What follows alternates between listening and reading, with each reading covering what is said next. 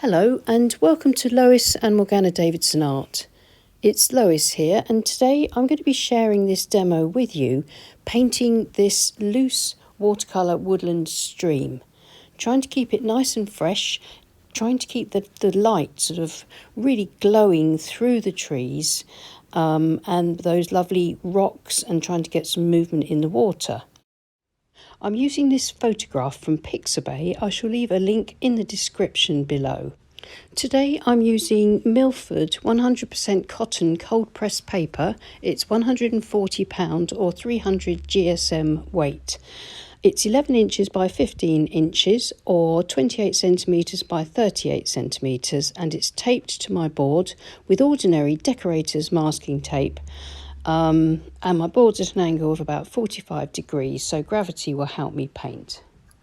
Here's my loose pencil sketch, which just maps out the shape of the river, the distant trees, the foliage and the mid-ground trees, so that I can sort of see them as I paint. I'm going to be painting wet in wet to start with, so the first thing I'll do is to wet my page all over, but I'm not going to wet into the river area because I'm going to try to avoid that as I paint to start with, and then slowly build it up. So I'm keeping the white of the paper for the river to start with. Then I should just introduce a little bit of colour, but keep a lot of that white for the reflected sunlight on the water. Use any wash brush to wet your page. I'm using a Princeton Aqua Elite 1.5 inch mottler. So I'm going in to start with using the same brush and quite a weak mixture of lemon yellow, and then I'm adding in a bit of burnt sienna as well for that slightly warmer glow on some of the leaves in the photograph. I'm going to mix a green with the lemon yellow, and for that I'm going to use ultramarine, and I should be swapping around with these colours, plenty of water, and avoiding that area in the distance around above where the stream disappears off into the distance, so that I can keep it as a really lovely light hazy glow of the sun sort of coming in through the trees. You can see I'm beginning to introduce the green now, made from lemon yellow and a small touch of ultramarine, and I can add a little bit more of the ultramarine or a little bit more of burnt sienna, depending on the kind of hue of green that I want. But I'm keeping this as light as I can and as fresh as I can, whilst still trying to build up a little nice amount of variety in the hues. Just keeping the tones at the moment mostly light and mid tones for this first layer. So I'm still just using the mottler brush at the moment. It's really versatile, very much like a Harky brush, but this is a synthetic brush. You can see that I've dropped a bit more blue in there, and that's just bringing us that sort of cooler, more shady look, but then warming it up again by dipping into a little bit more of the lemon yellow, so that I get that nice amount of variety, and painting wet in wet, everything softly diffusing and blending on the page to give me a lovely base for my painting. Trying to really make the most of the transparent nature of watercolour here, and keeping it nice and fresh and very clean colours. Just need to now build up a bit more shadow around the base of the riverbank on either side. So I'm dipping a little bit more into the burnt sienna and some raw umber. And then I'll add a bit more ultramarine blue to green it back up again.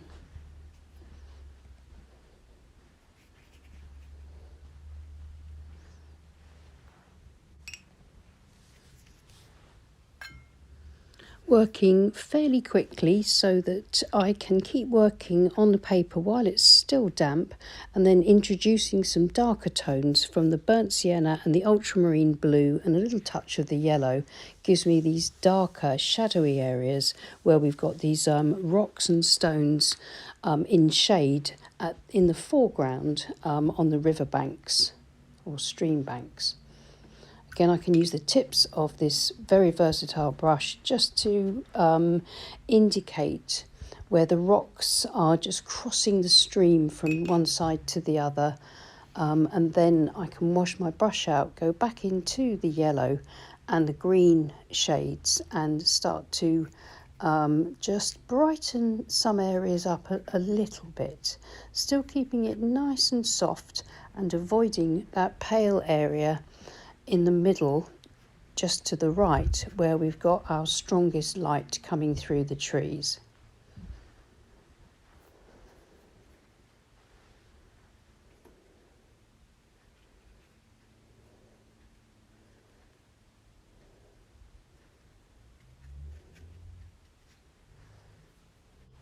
So using a very light touch and just the corner and the tips of the Watercolour brush just to establish some of these rocks, and I have added a bit of Paynes grey to my palette now that I'm actually beginning to strengthen up and go from mid-tones to slightly darker tones in areas where I want things to sort of soften and diffuse for this first wet in wet wash.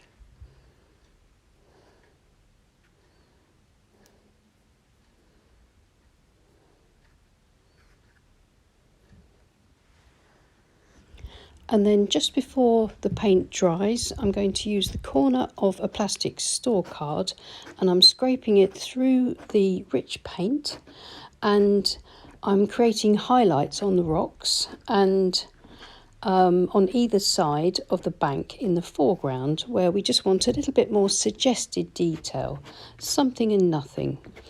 This can look really effective, but as long as it's not overdone.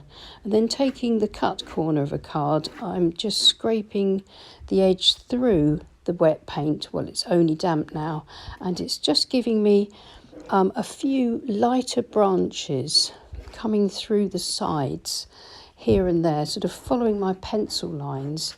And this will just give me a bit of extra texture and a bit of light once the washes have dried. And then I can go back and add a few darker shadows underneath those rocks and maybe a little bit of dark shadows to the riverbank in places. And while I'm waiting for the rest of my foliage to dry, I can continue to build up on these sort of rocky edges to the stream. Just a little touch here and there. I can soften back with a clean, damp squirrel mop if I need to, if I've got any really hard edges, just to make sure things are nice and soft.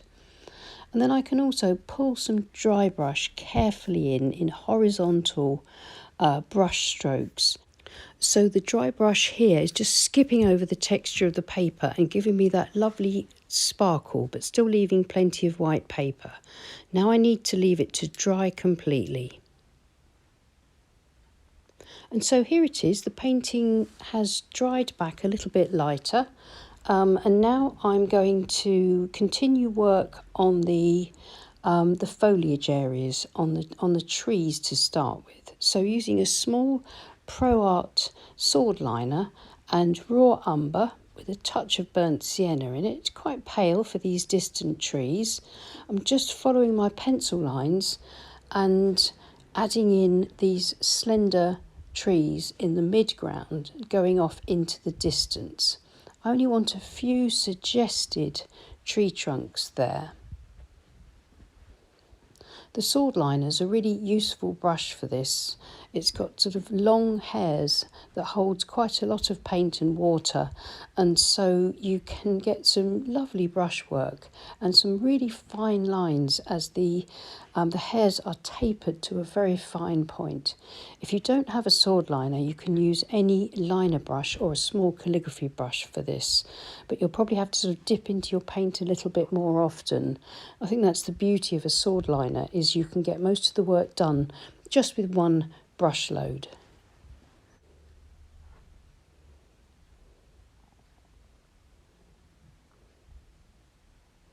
So once I've placed my tree trunks and my branches and sticks and twigs, etc., I will then be painting over and around them to build up my wood.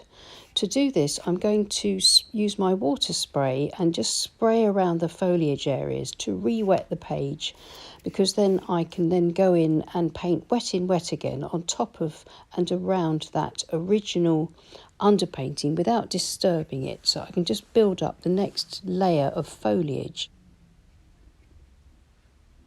And using the same colours as I used for the underpainting, swapping around from one to the other and different mixtures of them, but still with plenty of water.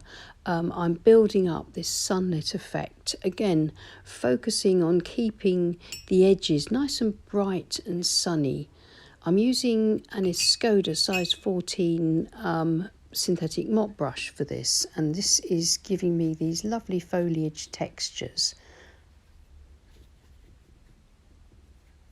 Making sure I begin to build up those shadowy areas towards the front of the painting whilst keeping the back of the painting much lighter.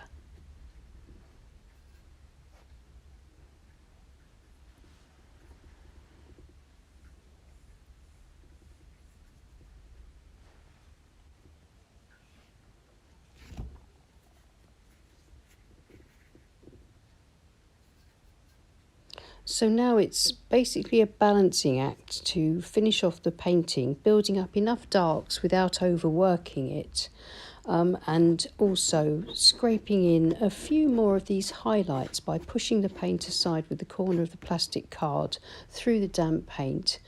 This also gives me texture. If it goes through very wet paint, it makes a little scratch and the paint pulls into it, so I get a darker mark, again adding more texture. This is an Escoda size 10 synthetic mop brush, and again adding in more darks into those damp areas. They will soften and diffuse. I can use a clean damp brush to soften back any marks that go in a little bit dark, and then swap back in with some beautiful golden lemon yellow. And if I need anything brighter than that, I can use a cad yellow, which is a warmer yellow, and that will bring even more brightness to my sunny areas.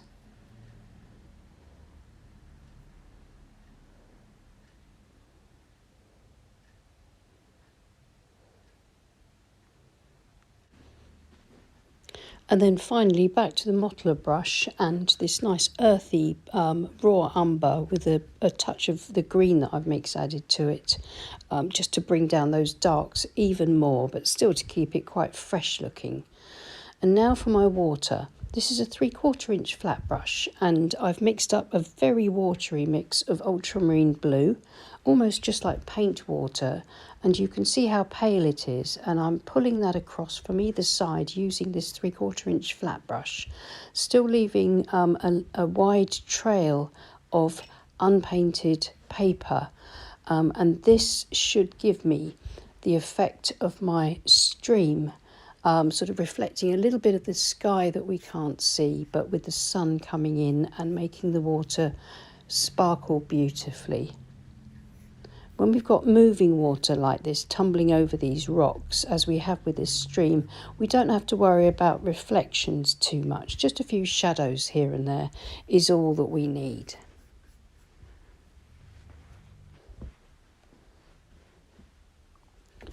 This is a stiff bristled stippling brush, and I'm just stippling in some of the lemon yellow and cad yellow here and there, very lightly, almost dry brushing it here and there. If you use too wet a brush with a stippling brush, you won't get the effects that you're looking for. And I just want it to just increase the tone of my highlights. And then back to this Paynes grey, and now increasing the tone of my lowlights. So my darkest darks, the shadows underneath my rocks and some shadows underneath the foreground foliage, are becoming a little bit stronger and more defined using the Paynes grey.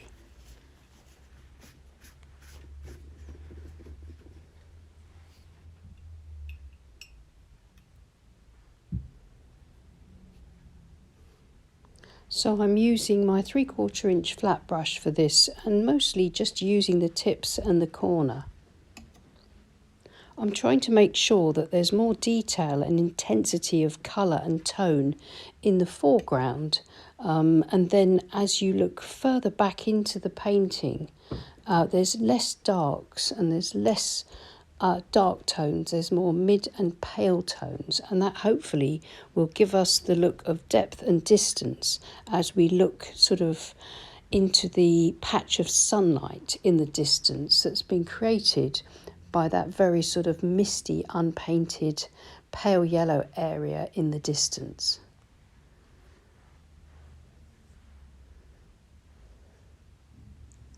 So now it's a matter of stepping back and having a look at the painting and seeing what it needs. And I think just a bit more cad yellow here and there around the edges of this sort of foreground area of bushes and shrubs. It'll dry back a bit lighter. If it's too dark, I can knock it back while it's dry, wet with a tissue again, but it will just give me that little bit more intensity to my fore and mid-ground foliage canopies. So I'm going to call that finished. It would be really easy to get carried away and to add too much detail. And of course, this is a loose painting where we want the detail to be suggested and not too overt. So I'm going to remove the tape, and seeing the painting with a clean white border always helps us to see it with fresh eyes because it looks more finished somehow, almost as if it was in a frame. I hope you found this fully narrated tutorial useful and that it'll encourage you to have a go at maybe a similar scene if you've got any reference photographs like this that you've been wanting to paint. Well, thank you so much for watching. Please leave us a like and subscribe to our channel if you haven't already. And thank you so much to everyone that supports us on Patreon. And if you'd like to support the channel on Patreon, then why not follow the links below. Many thanks again. Take care and happy painting. Bye.